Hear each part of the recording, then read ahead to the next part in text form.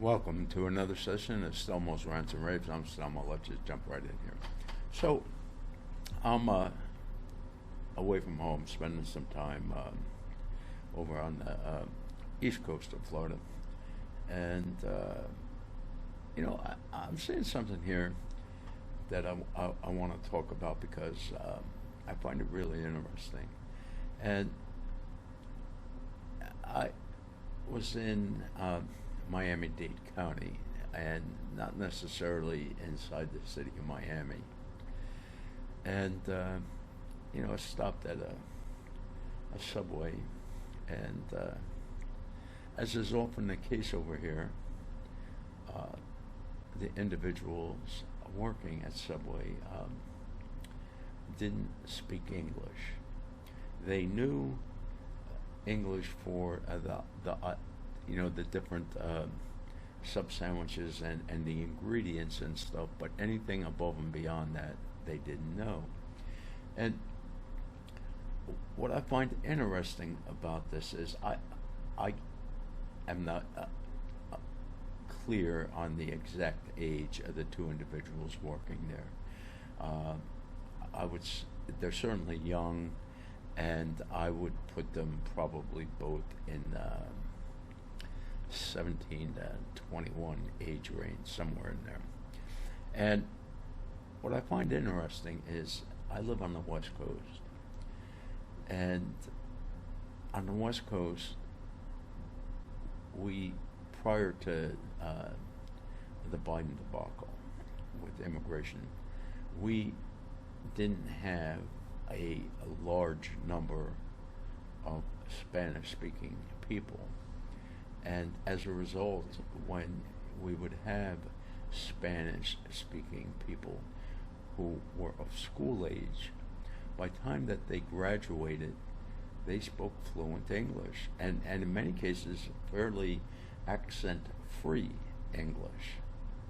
And so, when you go into many of the stores when I'm back at home, and they have, the same equivalent age group of people working there, these people speak fluent English, and you can look at their name tag and see that they have Hispanic first names.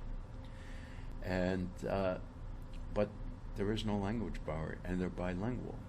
But over here on the East Coast, where and especially in Miami, Miami is famous for a long time for its Cuban population. And because there is such a large segment of Spanish speaking people, there isn't the same inclination to teach these students English in school.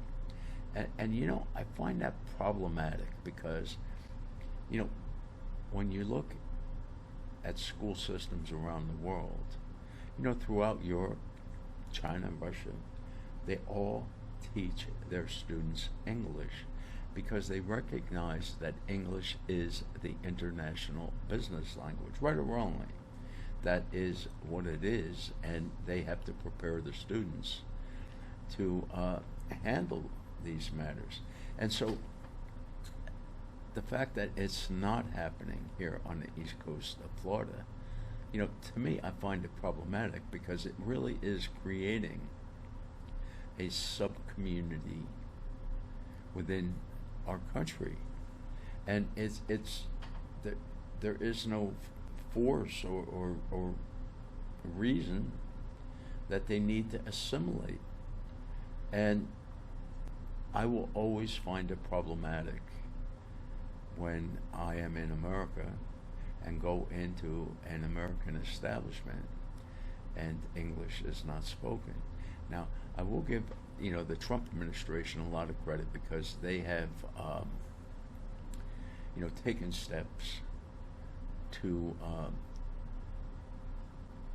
make English the official language, and even here in Florida, they have recently passed laws saying things like when you go and get your license and things like that, it must all be in English.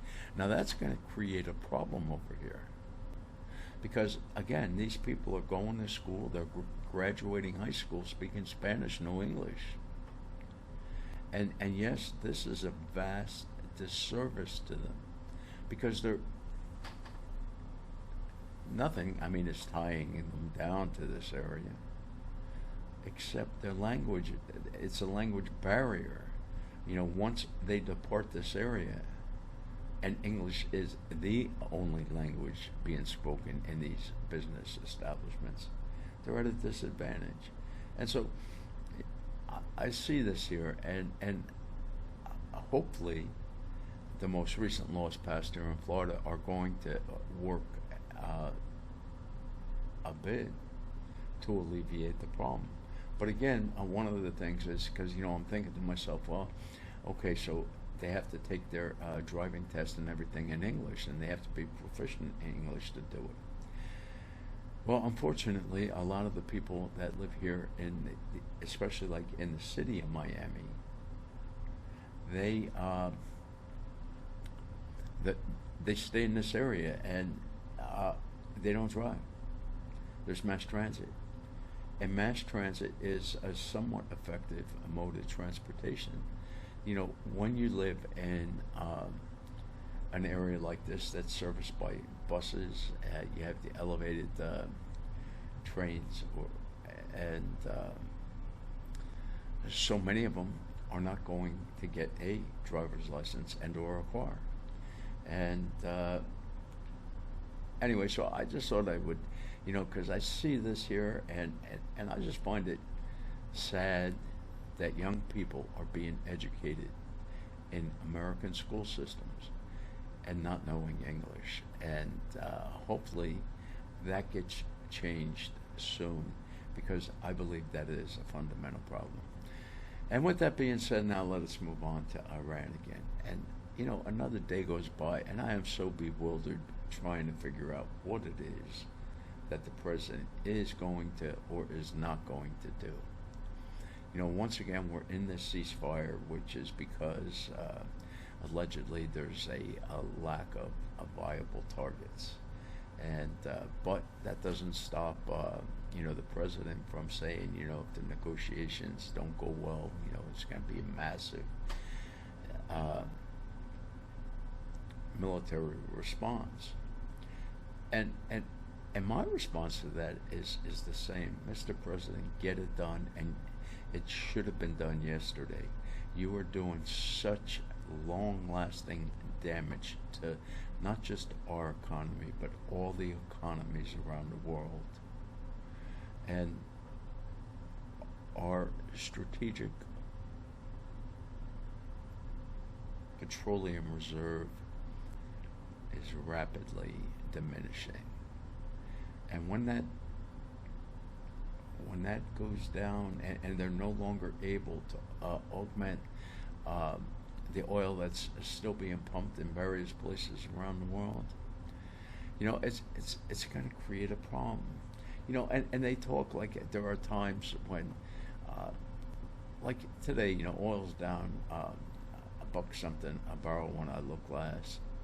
But the problem is it's still over $80 a barrel, which means that $4 gasoline is here for the foreseeable future. And from here, it's going to go up. And yes, you can publish these numbers showing that there is no inflation, or inflation is going down, or whatever other nonsense. Nobody believes any government numbers anymore. People have a hard time believing the government. That was one of the major attractions of Donald Trump. He wasn't a politician. He spoke the things he believed. He didn't couch it in politically correct language, and he was condemned a lot of times for that.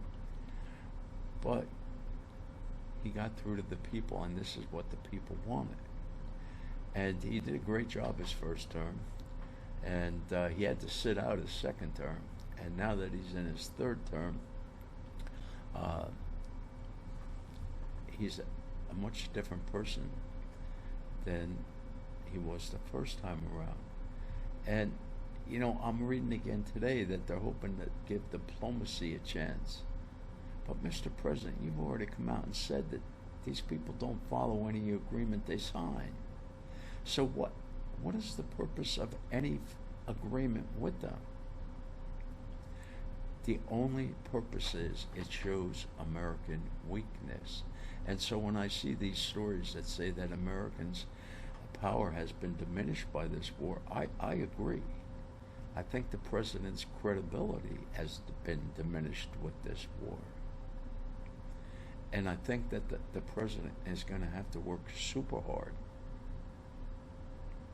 for the midterms because, God forbid the Democrats win, but I could see there being a lot of apathy from conservative voters saying, well, what's the difference? And there is a difference, sadly, a big difference. There was a point in time when that was a viable point to make. But the Democrat Socialist Party of America has become so radical. And unfortunately, because of our economy and the way people are feeling economically, it's a major, major impediment for the Republican Party. I saw a poll, and I don't recall now who conducted the poll, so I don't know if it's accurate poll or not, but it's showing the vast majority of Americans feel that the big, beautiful bill only benefited the 1%, and that the majority of Americans saw no relief or anything from that bill. And that's a problem. It is a problem because American spending power is being diminished. On one hand, we have our government telling us, oh, things are great and the economy's booming and everything's bustling. And yet we have one company after another, after another, after another telling us how poor the economy is and how poor their sales are and how the spending has just fallen off of a cliff. And I know I keep repeating myself, but I'm going to keep saying, the economy is something people live. You can't lie to them about the economy because they know better. They go shopping. They see the prices in the stores. And, yesterday took a walk at South Beach, and it was interesting. You had all these high-end shops, and they're all empty. There were very few people out and about. Nobody's spending money. And, I've been here before. Granted, it was several decades ago, but, it was much more vibrant. There were thousands of people out and about, whereas now I will say that the weather, spotty showers, so perhaps that was scaring some people away. But I don't know how a lot of these stores are going to last if it stays this way. And I suspect, I saw plenty of vacant spots, and I think there will become more and more vacant spots because people, their income has not gone up. The only thing that keeps going up are the prices they have to pay, and these are prices for a lot of necessities. Seeing the figures come out about people and their vehicles, when they're looking to trade in their vehicles, they're underwater. The vehicles cost them so much and the payments are so high and for such a long duration that the car is getting worn out long before the payments run out. And so they're commenting that there is an ever-increasing and record-setting number of people who, these police always figure out a way to get these people in a vehicle. They're just paying higher interest and for a longer period of time. But the period of time now is ridiculously long. 5 years is a long time, really, to finance a car. And it seems that nobody finances a car anymore for less than 5 years, and it goes up from there. And I just, you know, okay, I'm a senior citizen, and in my grandparents' day, it was considered sinful to borrow money. And then they were able to make it so that people were convinced that, okay, it's okay to borrow money to buy a home. And 15-year mortgages came out. They're now 30-year, and the president has talked about 40-year. You know, car loans originally 2 years. Then they went to 3, then 4, 5. It keeps going longer and longer because the price keeps going up.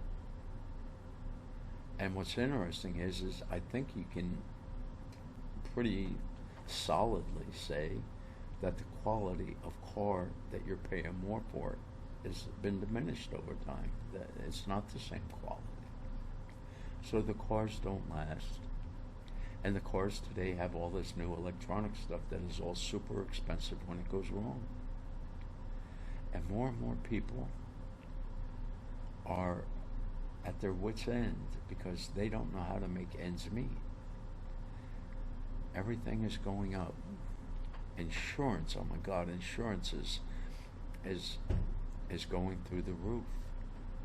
And so more and more people are not driving. They can't afford a car. And, you know, people are having a hard time with the high cost of rent to lease an apartment. And then you add all of these other expenses onto it. It makes it very, very hard moving forward. And more people are defaulting on debt that they own. You know, foreclosures are rising. You have areas where homes are not selling. And I don't see this going to get any better. And the reason is we have this prolonged war with elevated oil prices. And yeah, you might be able to brag that, oh well, the price of oil came down $3 a barrel today. Yeah, okay, but it's still so far elevated over what it was before this excursion. And it's going to stay elevated until it's over and the Strait of Hormuz reopens. And I know there are some ships getting through, but there are also ships being fired on. You know, Iran still claims they control the Strait of Hormuz, and the United States claim we control that Strait of Hormuz. And I think the reality is there is no control over the Strait of Hormuz, and it is a dangerous proposition for many of these ships to go through it. But some of these companies are being forced to do it. I mean, look, they've been being forced to pay the workers that they have on these ships for, in many cases now, months where they have just been sitting and waiting. You can't say, oh, well, you know, we can't move our ship, so we're not going to pay you anymore. Perhaps some might try that. And some of these companies, shipping companies, aren't going to make it through this debacle. And so it just seems to me on so many levels, the only solution is to end it.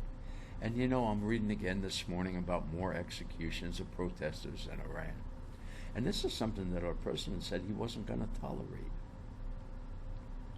And the only way it's going to stop is to take out the IRGC. And it appears Trump is just terrified of putting boots on the ground. And my belief is that, yeah, it's not the desired outcome. But, number one, I don't think that it is, I don't think it would be a catastrophic move to put boots on the ground. I think that our military is powerful enough and well-trained enough that they could do, you know, isolated, air assault them in and out, get them in and out by helicopters, and just take on the different bands of the IRGC where they are. Trust me, when they see that the United States is in fact determined to get rid of them, most of them are going to flee outside of Iran.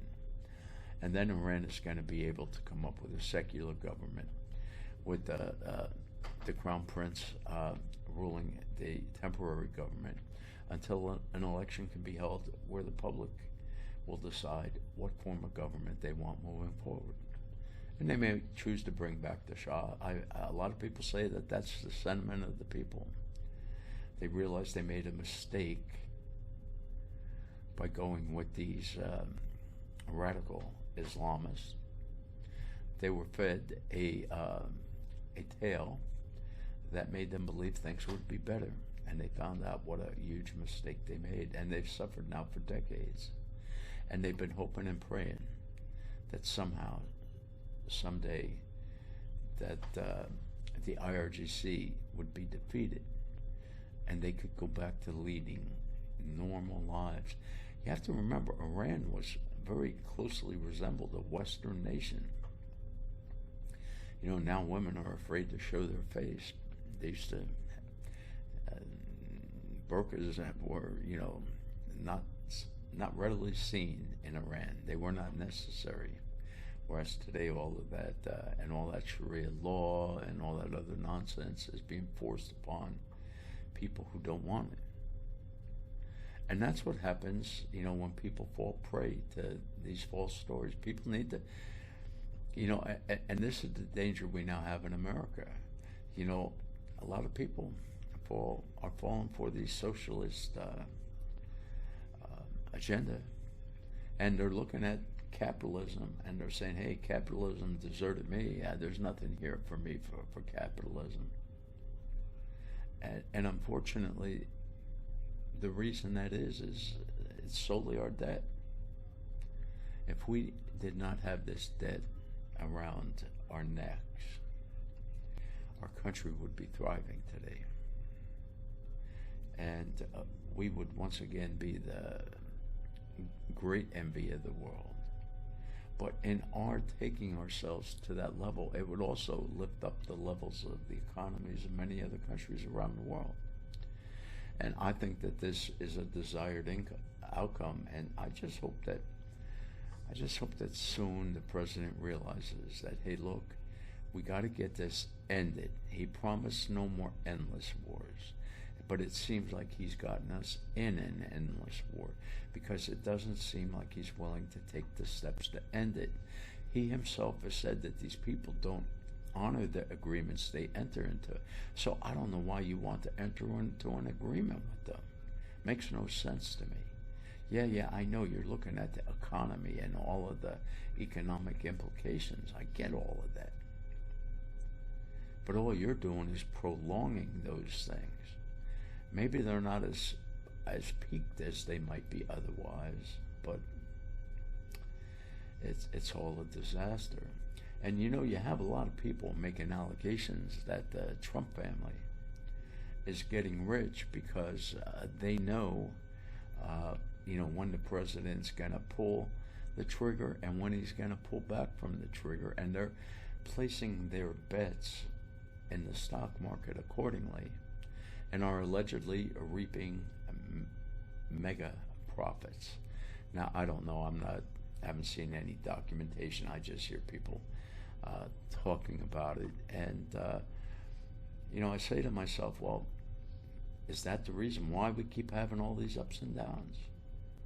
I've never seen a military operation like this one where you have all these peaks and valleys like this. Ceasefires that are not ceasefires, at least not by definition. And it just keeps dragging on and on and on and on, all because he won't end it. And if the president isn't going to end it, he needs to fire somebody. Who was it who said that the military would be able to topple this government? No sweat. Was it Hickseth? I don't know. Was it a general or admiral? I don't know who it was exactly. But somebody should pay the price. And this way Americans would say, hey, the president, knows there's a problem and he's working to fix it. But right now, your average American doesn't think the president's looking to fix anything out over there. Yeah, he keeps talking he wants a deal. He wants to deal with people who are deal breakers. If that makes any sense to any of y'all, I would be more than happy to read what comments you might leave, any questions you might have. I'd be glad to answer them. And with that, I wish everyone have a safe and happy day. It is definitely a crazy world we now live in. It gets crazier by the day. Thank you. Bye-bye.